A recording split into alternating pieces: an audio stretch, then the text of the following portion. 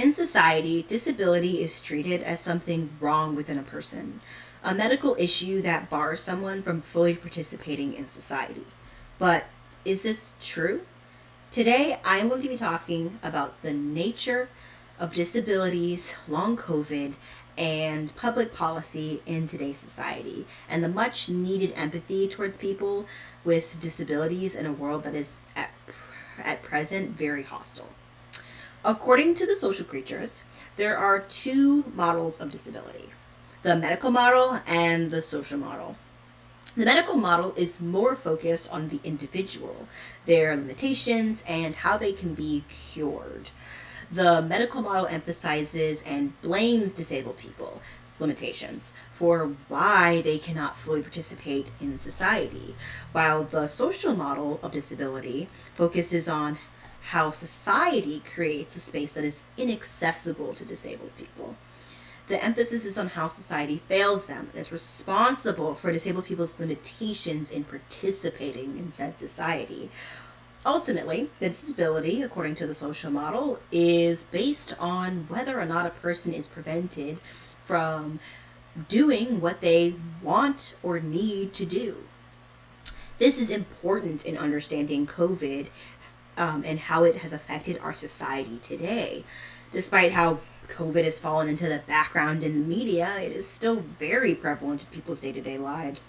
While COVID seems like the worst is over, many forget or are unaware that COVID was a mass disabling event. So in case you're unaware, regardless of how severe an individual's COVID infection was, there is a chance, along with some other factors that may increase this chance, to get long COVID. Long COVID, as defined in Lost and Changed Meaning in Life of People with Long COVID, a quantitative study, consists of new, recurring, or ongoing symptoms that occur after a probable or confirmed COVID infection, regardless of severity of an infection, and lasts for 2 months or more. These symptoms can vary and range from respiratory, neuropsychiatric, skeletal muscle and joint, cardiovascular manifestations, and many more. However, the chances of getting long COVID or an individual's vulnerability to long COVID is not even across the board. In the article From Crisis to Catastrophe Care, COVID and Pathways to Change by Duffy et al., there is an emphasis on the intersectionality of ableism, racism, sexism, and COVID-19. This is evident because, according to the social model of disability, it's not just a medical or physical impairment. It's about how society treats people with disabilities.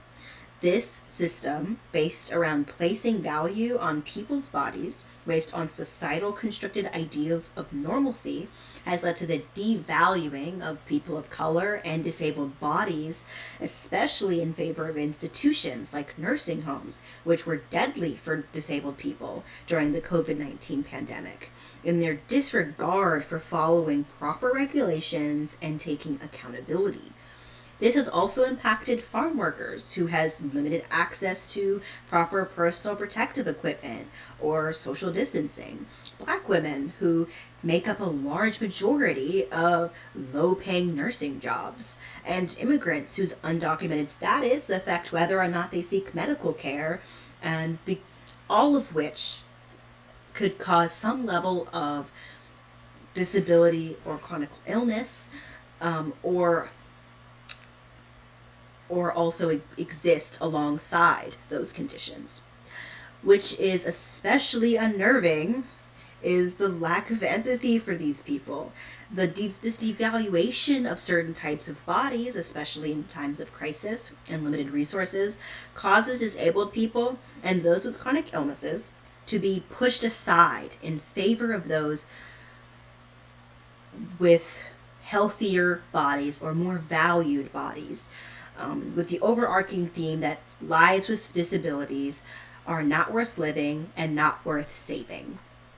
According to the Sick Times, many resources regarding COVID, long COVID, and COVID-19 have been taken down on government websites, including COVID.gov, a site about vaccine information, COVID safety, and information about long COVID, which has been changed to talk about a lab leak theory instead.